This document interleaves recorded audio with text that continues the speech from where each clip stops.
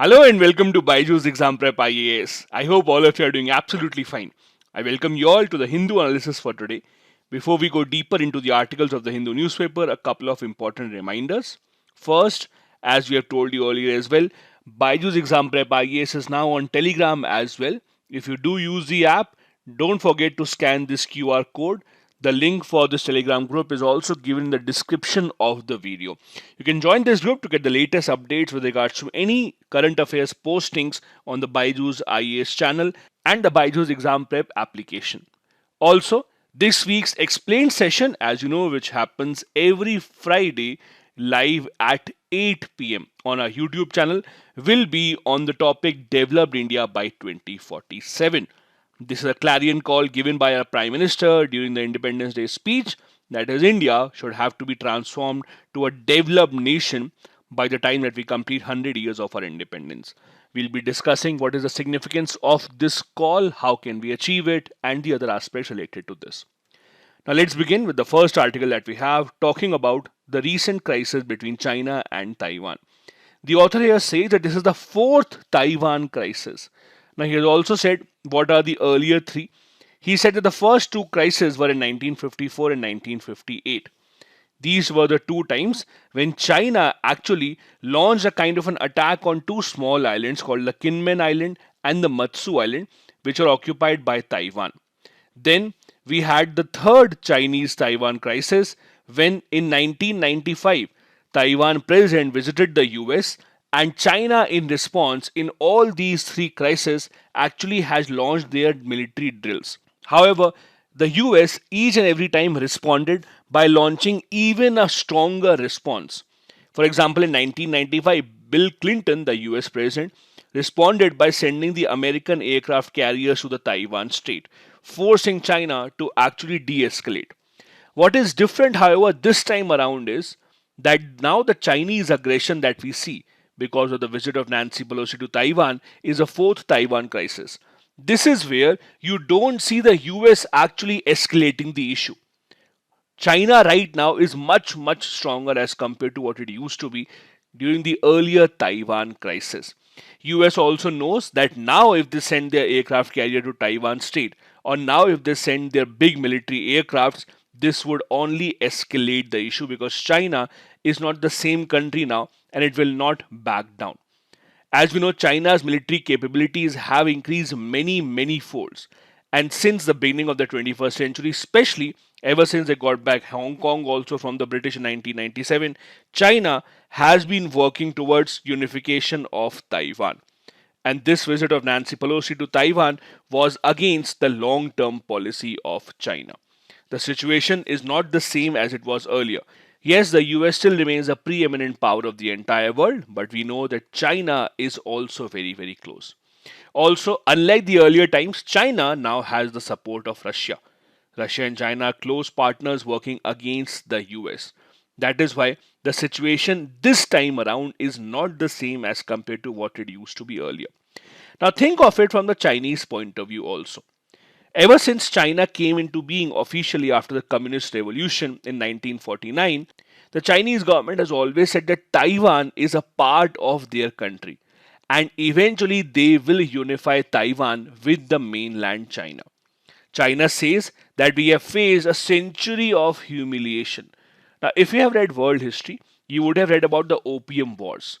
Opium Wars were the wars that were launched by the European powers, namely UK, France, etc., against China, forcing China to be divided into different parts. And each part, if you remember, was called a sphere of influence. The sad part about China was that they were never ruled by any other foreign power officially, but parts of China were controlled indirectly by UK, US, France, Japan, so on and so forth. China remembers all of that humiliation. And now that they have become powerful, they are here to take back everything that was taken away from them. If you look at the history between China and Japan, you would know that Japan had actually defeated China multiple times before the Second World War. In one of those treaties, Taiwan actually became a part of Japan in 1895. However, China has always regarded Taiwan as its own island. As you know, In the Communist Revolution of China in 1949, the Communist Party won, while the Nationalist Party, called the Kuomintang, were forced to leave China and they settled in Taiwan. The Communist Party has always said that the island of Taiwan is a part of China and we will reunify it. Now, when a country for 70, 80 years repeatedly says that we will reunify Taiwan and make it a part of China, all of a sudden, even if they want, they cannot go back on their demand because now it becomes an ego issue. To show to the world that we are a strong country, China, for example, cannot really back down from its demand of Taiwan. So if US, let's say, goes and visits Taiwan, if some other country now has any relationship with Taiwan, China has to show some aggression because that is the only way why China can actually show to the world that see we are a superpower. The other part of the story is that China and Taiwan have great economic relations. If you see the trade between the two countries, it is billions and billions of dollars. In fact, Taiwan is one of the very, very few regions which actually has a trade surplus as compared to China. However, for the international community, China has always maintained that stand that we will reunify Taiwan with us sooner rather than later. One other aspect of this story is if you look at other world powers, let's start with US. The geography of US is such that it is actually protected by two huge oceans on the either side. So no country can actually think of coming and attacking them. Similar is the case with Soviet Union. Soviet Union had Baltic Sea on one side, the Black Sea on the other side, so they also are kind of protected and they can see if there is any threat that is coming their way. For China, that is not the case. China, as you know, does not maintain very friendly relationships with any of its neighbors, barring some, such as North Korea. That is why China has to tell the entire world, see, if we want something in our neighborhood, we can actually grab it whenever we want. That also goes ahead with the image that China has actually formed. And that is why they cannot afford to let go of the Taiwan issue even if they want, because that is a part of their long standing foreign policy. Now, Taiwan is not one of those regions, and I'm repeatedly saying region and not nation because I don't want to anger Xi Jinping on this video. So, Taiwan is one of those regions that is not really backing down. They're not afraid of the Chinese threat.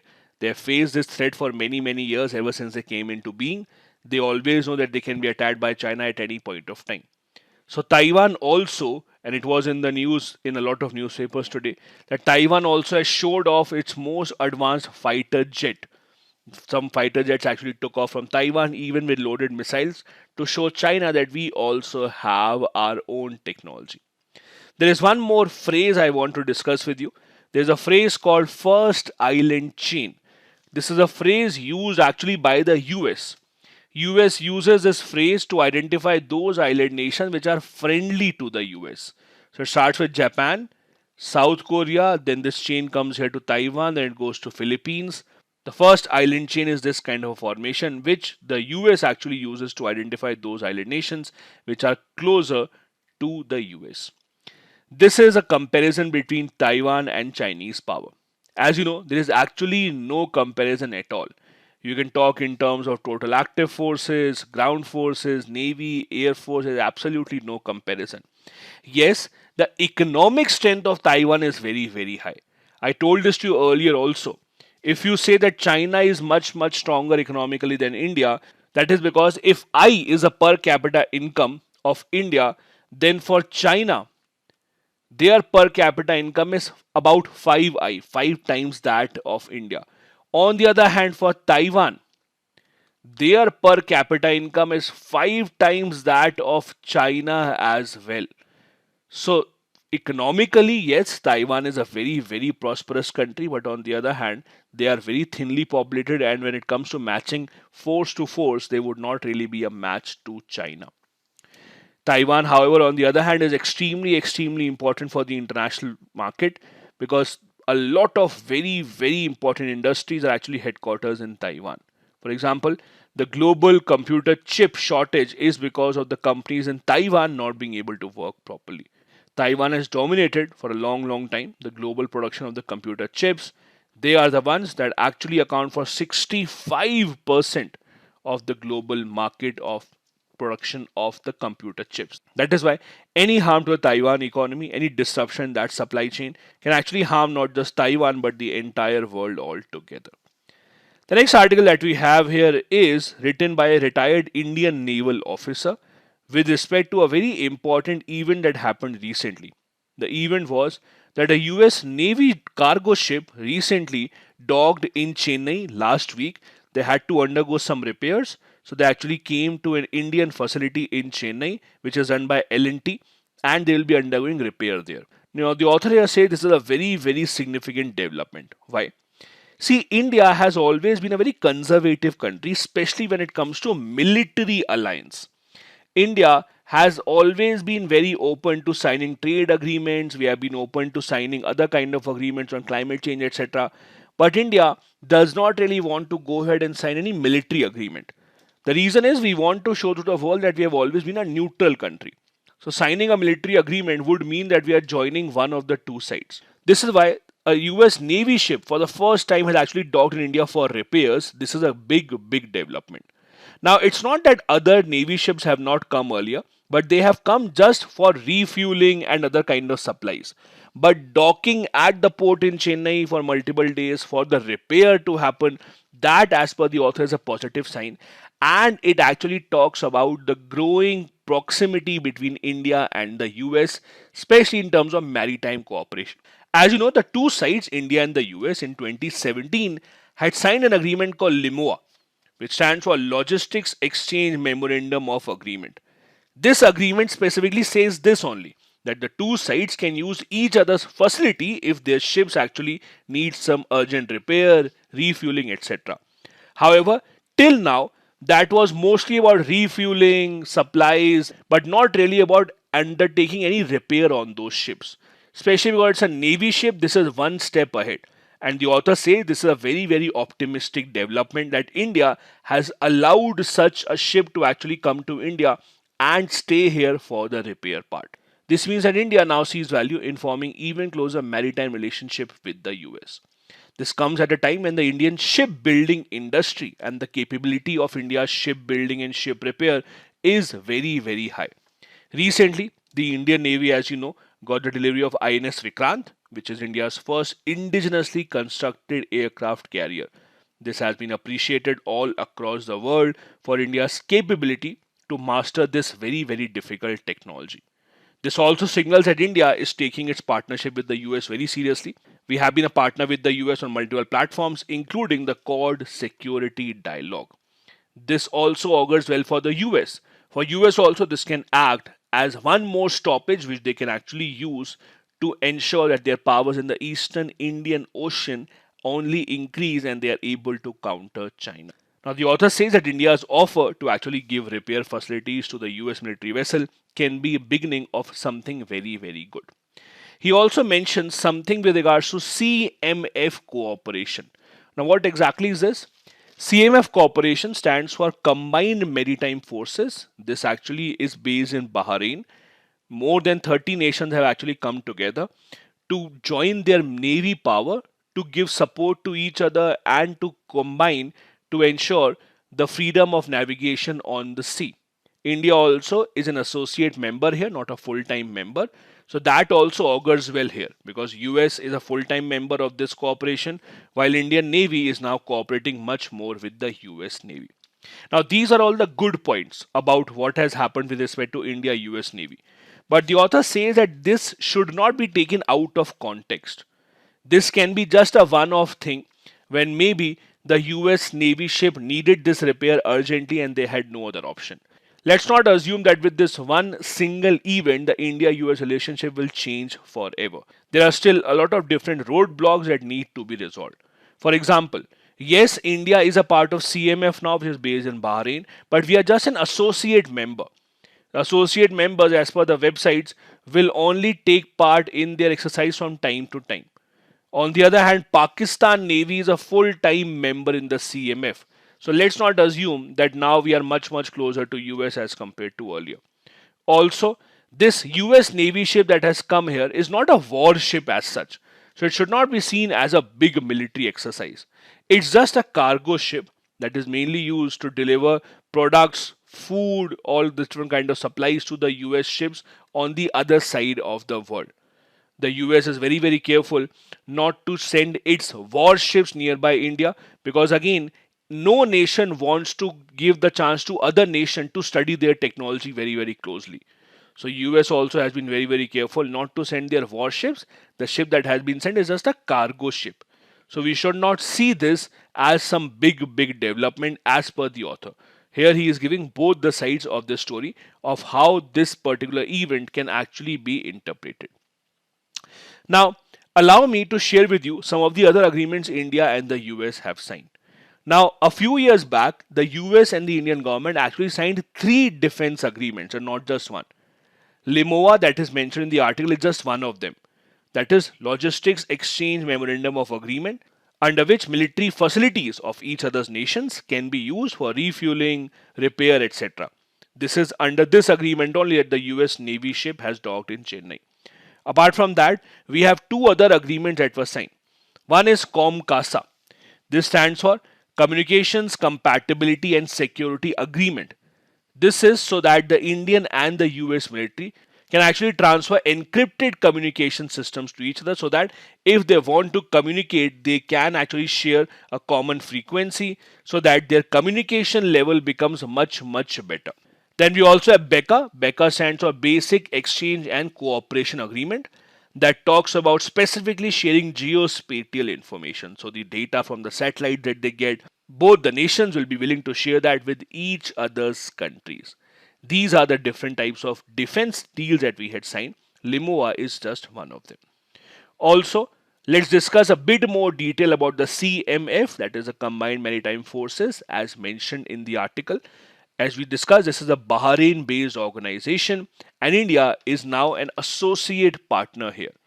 This is actually a multinational maritime partnership whose objective is just to uphold the rules-based international order. It will be acting against non-state actors, against the pirates, etc. It will provide stability and prosperity across the international waters. It focuses on counter narcotics, counter smuggling, suppressing piracy, increasing regional cooperation, so on and so forth. Do remember, India is only an associate member here. The flags that you see here are of the full-time members. As you can see, Turkey, then we have countries such as Sweden, Finland, then we also have Pakistan, all these nations, Saudi Arabia, etc. All these are full-time members here of the CMF. The next article that we have here is about a very interesting problem that we are facing in India.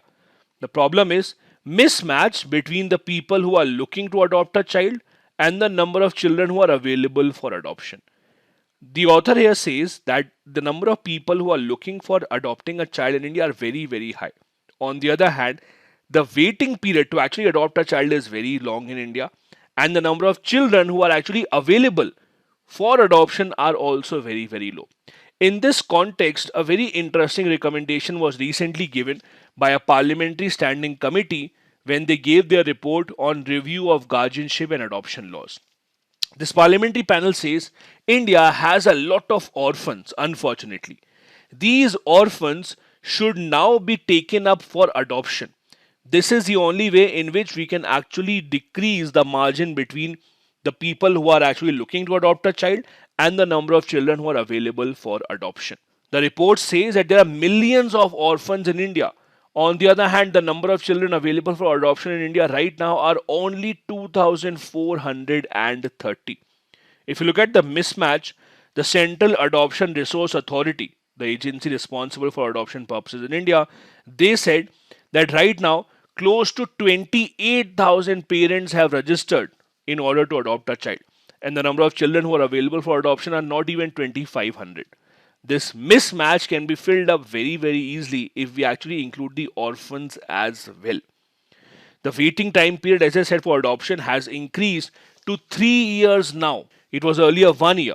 Now you have to wait for 3 long years to actually adopt a child to fulfill all the formalities that are required in between. As you know, a lot of things can change and can go wrong in this long period of 3 years. The process of adoption in India was also tightened legally because, as you know, these laws are misused quite a lot. a lot of people adopt a child and then they force the child into human trafficking or forced labor. That is why it is a long process, and CARA and the other agencies working in this regard have to do a very strict background check. That is why the waiting time period is very high. Yes, the suggestion obviously is good. The orphans can be included in this list of children who are available for adoption.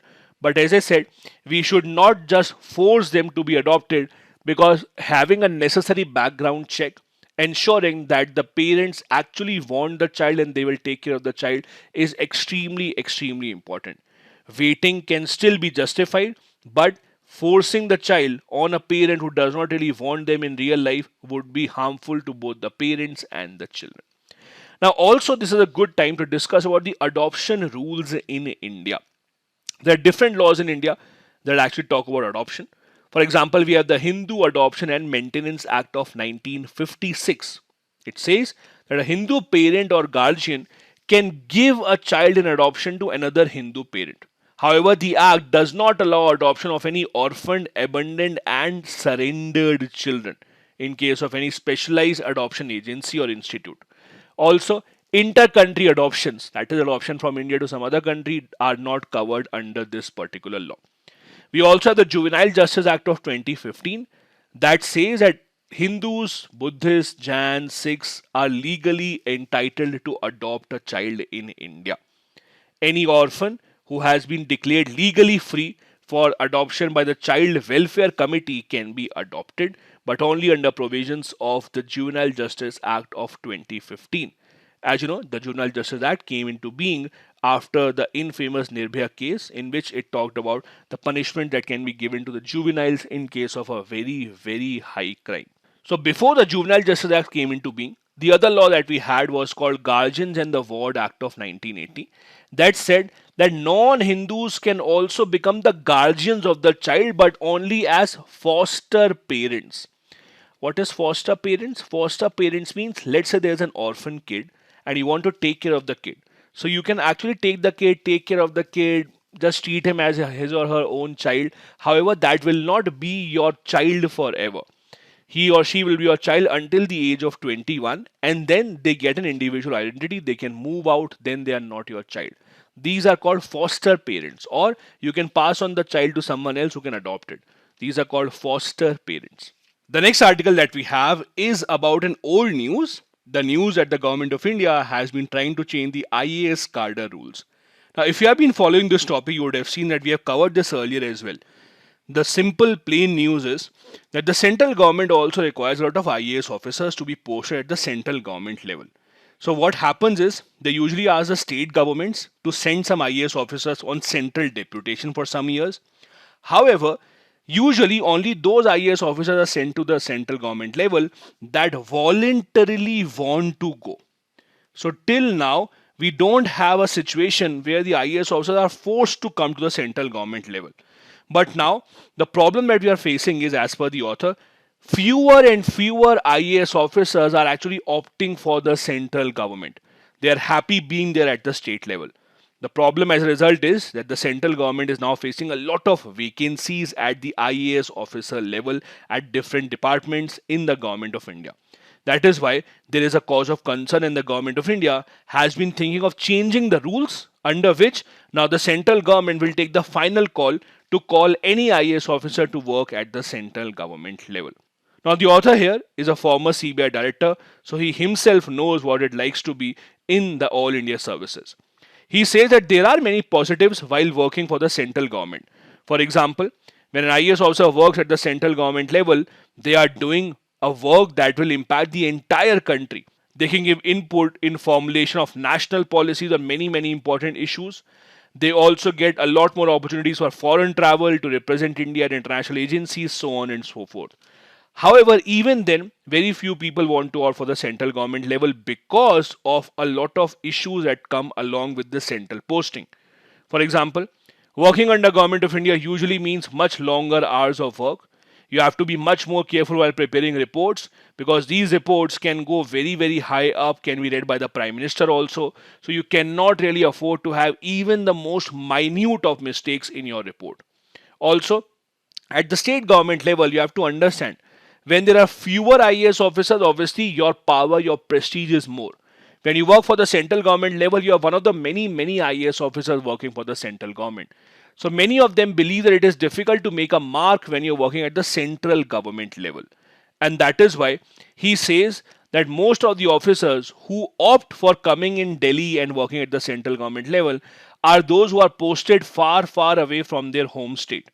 So officers who are posted in the northeastern states, officers who are working very far away from their home state, usually they are the only ones that want to opt for Delhi and not others, which is not a good thing in the long run. That is why there's a serious shortage of manpower in the government of India.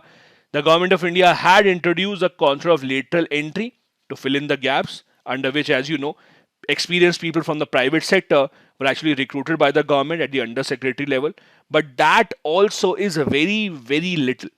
There are very few people who are being recruited in the lateral entry. So that is not enough to actually fill in the entire gap. The problem, he says, is not just with the IAS officers. With the IPS officers, there is a different kind of a problem that they are facing.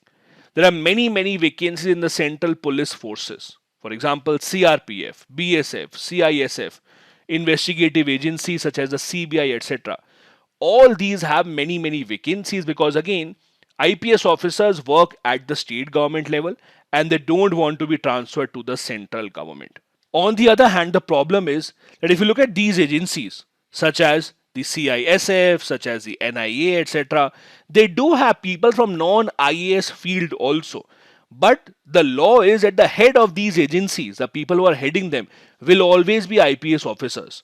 So the people to actually head these organizations eventually have to come from the state cadre only. And if they don't want to come to central government level, the vacancies at the topmost positions are very problematic. In fact, non-IPS officers have been demanding that why can't they be the head of these organizations if they can work at all other levels. But the law is that only IPS officers can be the head of these organizations. That also is a major issue that needs to be resolved. As you know, the All India Services officers include the officers for IAS, IPS and Indian Forest Services. These three are called as the All India Services, while the others are called Central Government Service. They are called All India Service because they work under central and the state, both the governments. So it's a dual control over these officers. While the state governments can actually suspend the IAS officer, but they can't take very strict disciplinary action. In fact, if a very strict disciplinary action is to be taken by the state government, the center government first has to ratify that within 3 months. If the center government doesn't ratify that, the state government will not be able to suspend an IAS officer. That is also one of the reasons why state governments don't like IAS officers in some time. That is also one of the reasons why in some situations the state governments don't like IAS officers. At the end of the day, the reality is the state government, the central government, both of them actually want bureaucrats that they can actually control. The state governments say that since they don't have the eventual power to suspend or dismiss the IAS officer and they have to be dependent on the central government, they can't really make the IAS officers work according to them. However, this is the present rule. The central government, on the other hand, now is much more worried about the vacancies that they have at the central government level, and that is why they are trying to change these IAS cadre rules that happened a few months ago. If you remember, we had discussed when the central government decided to change the IAS cadre rules, there were objections from multiple states, and that change in the rule has been deferred at least for now. So at least for now, those rules have not been changed. Especially those states which are ruled by the non-BJP parties like West Bengal, Tamil Nadu, they are the ones who opposed these proposed changes in the IAS cadre rules.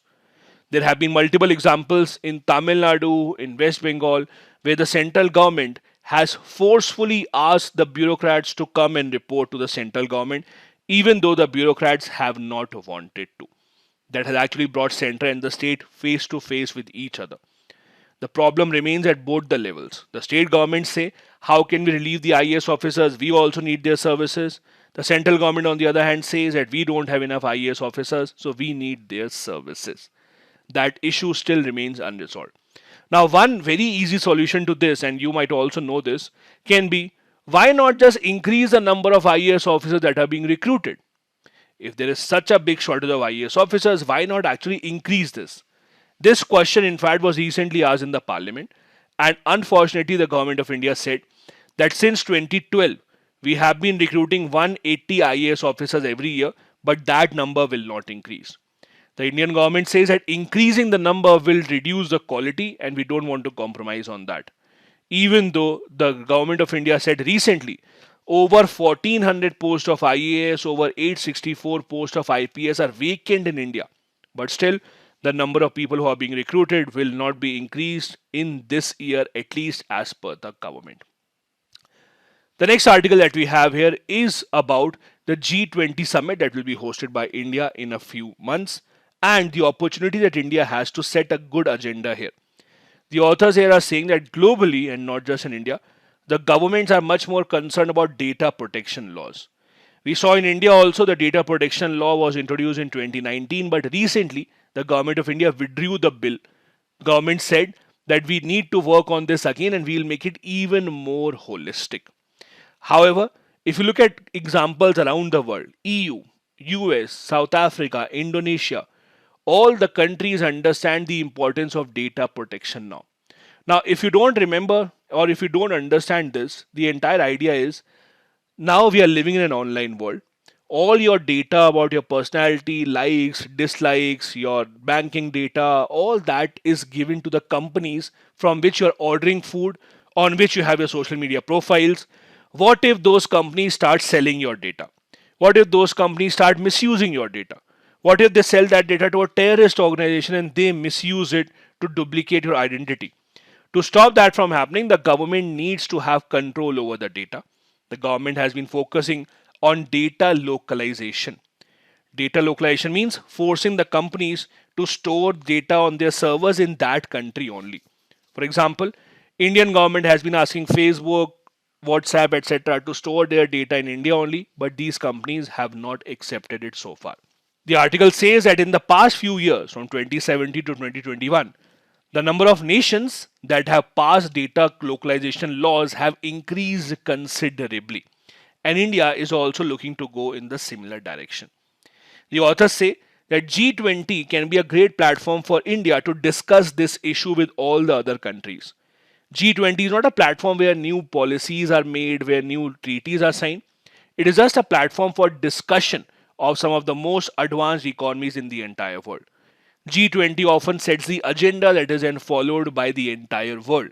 So India now has an opportunity to discuss globally what kind of laws can we make so that all the tech companies and other companies that are collecting the data have to abide by those laws. Since 2017, as I said, India has been trying to introduce a number of laws and policies, but the latest is that the data protection bill has been withdrawn and it will be reworked on again and the government will introduce it back. On the other hand, we do have agencies such as the RBI that have data localization directive. That means even the foreign banks who are working in India, they can't store the data of Indian citizens overseas. So if a foreign bank is working in India, they have to store the data in India only, but that is only with respect to banks.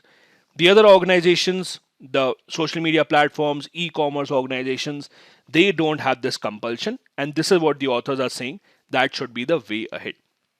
Now, let me share with you some examples of nations and groups around the world that do have very strict data protection laws. The one example given by everyone is EU. EU has something called the General Data Protection Regulation, which is extremely strict.